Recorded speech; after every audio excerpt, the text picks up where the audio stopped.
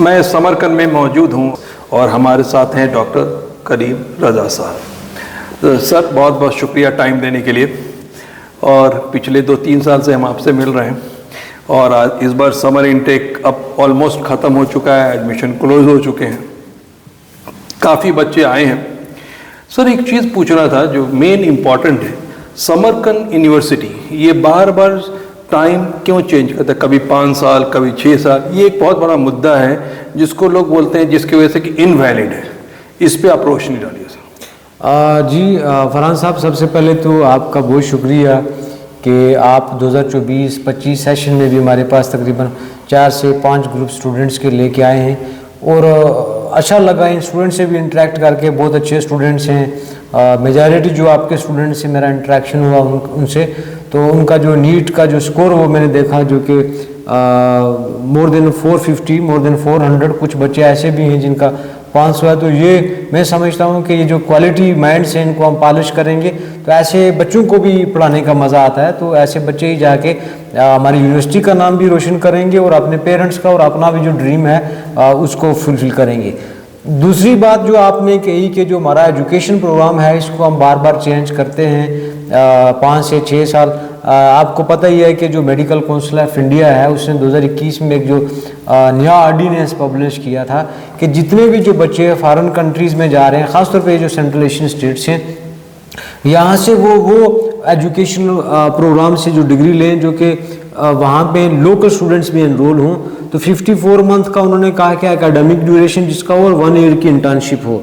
तो इसीलिए हमने जो हमारा 5 ईयर एजुकेशन प्रोग्राम था उसमें जितने भी जो हमारे स्टूडेंट्स एनरोल थे उनको हमने 6 ईयर में कन्वर्ट कर लिया ताकि हमारे जो ग्रेजुएट्स हैं यहाँ के ये वापस जाके इंडिया में एग्ज़ाम भी दे सकते हैं और एज ए डॉक्टर वहाँ पे इजीली प्रैक्टिस कर सकें, इनको वहाँ पे कोई प्रॉब्लम ना हो। और साथ चूँकि अब पूरी दुनिया में जो मेडिकल एजुकेशन है, चाहे वो इंडिया है कोई कंट्री है, उसमें जो मेडिकल रेगुलेटरी बॉडी है वो WHO नहीं है बल्कि world federation of medical education है, जो कि world directory of medical school और जो एजुकेशन कमीशन है जो फॉरेन ग्रेजुएट्स की असेसमेंट करता है, ECFMG जिसको बोलते हैं, ये सारे मिलके जो है एजुकेशन प्रोग्राम की जो है वो छानबीन करते हैं। एक तो इंस्टीट्यूशन एग्रीडेशन वो करते हैं, इसके साथ एजुकेशन प्रोग्राम की एग्रीडेशन करते हैं। तो हमारा जो 6 ईयर एजुकेशन प्रोग्राम है, चूँकि ये वो प्रोग्राम है जो कि पूरे सेंट्रल एशिया में और जितना भी जो USSR की टेरिटरी है इसमें जो बेसिक मेडिकल एजुकेशन है, चूँकि वो MD की है, doctor of medicine, general medicine की है, तो इसलिए हमने अपने बच्चों को जो इंडिया से आ रहे हैं या बाकी कंट्री से आ रहे हैं उनको उसी एजुकेशन प्रोग्राम में एनरोल किया है जिसमें हमारे लोकल स्टूडेंट्स पढ़ते हैं, ताकि ये एजुकेशन प्रोग्राम चूँकि world federation of medical education से एक्रेडिटेड है कि ये डिग्री लेके ना सिर्फ इंडिया में एज ए डॉक्टर प्रैक्टिस कर सकते हैं, दुनिया के किसी मुल्क में जाएंगे USA में दे सकते हैं, प्लैब दे सकते हैं। तो ये हमारी डिग्री तो यहाँ पे लाइसेंस है, दूसरा ये हमारी डिग्री जो है ये वर्ल्ड वाइड एक्सेप्टेड है। तो इसलिए जो है वो हमने अपना जो एजुकेशन प्रोग्राम चेंज किया था और अभी हमारे बच्चे इंडिया में गए हैं, उन्होंने एग्ज़ाम दिया है और MCA का जो एग्ज़ाम था वो पास भी किया है। तो उसमें ऐसा नहीं है कि हम फ्यूचर में इसको मज़ीद जो है इसमें कुछ चेंजेस लाएंगे, क्योंकि ये हमारी अब 10 साल की जो है world federation of medical education की जो प्रोग्राम की एग्रीडेशन हो चुकी है।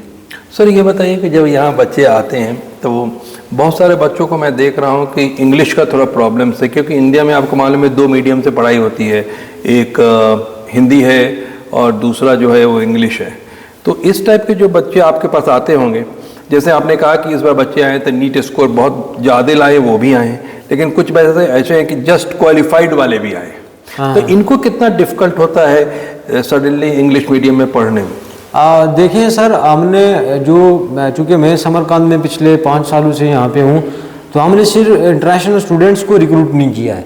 आपको पता ही है कि हमारे पास अब समरकंद में चूँकि तकरीबन 4000 लगभग जो है इंटरनेशनल स्टूडेंट हो चुका है। तो हमने इन स्टूडेंट की ये जो कंसर्न था जो कि आपका क्वेश्चन है, इसको मद्देनज़र रखते हुए हमने अपनी फैकल्टी रिक्रूट की है कि आज की डेट में हमारे पास तकरीबन 60 से ज़्यादा जो है वो इंडिया के जो डॉक्टर्स प्रोफेसर्स हैं बाकी कंट्री से भी हैं, ताकि वो अगर किसी बच्चे को लगता है कि उसको किसी चीज़ की समझ नहीं आई, लैंग्वेज बैरियर है, तो वो अपनी नेटिव लैंग्वेज में वो सारी चीज़ें समझ सकता है। तो बाकी यहाँ पे हमारे पास जो स्टूडेंट को इंग्लिश दोबारा से भी सिखाई जाती है। इंग्लिश लैंग्वेज जो हमारा जो स्टूडेंट है यहाँ पे हमारे चूँकि जो है वो इस पूरे जो 6 ईयर का जो कोर्स है उसमें मेडिकल के रिलेटेड तो तकरीबन 19-20 सब्जेक्ट हैं, लेकिन ओवरऑल 80 सब्जेक्ट्स हैं।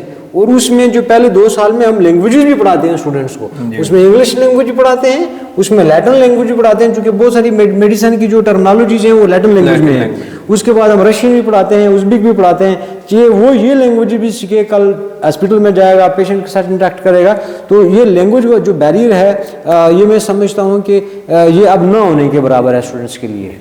तो जहाँ तक मैंने डॉक्टर साहब से बात की और आप तक पहुँचाने की कोशिश की है, जो आपके क्वेरी होते हैं वो सारे सवालों का जवाब मैं लेके आपको बताऊंगा। दूसरी बात यह है कि अब जो है समर इनटेक क्लोज हो चुका है, अब यहाँ से अभी विंटर भी स्टार्ट हो चुका है। तो अगर कोई भी बच्चे चाहते हैं समरकंद मेडिकल यूनिवर्सिटी में एडमिशन कराने के लिए तो इस नंबर पे आप कॉल कर सकते हैं। Thank you so much watching our channel.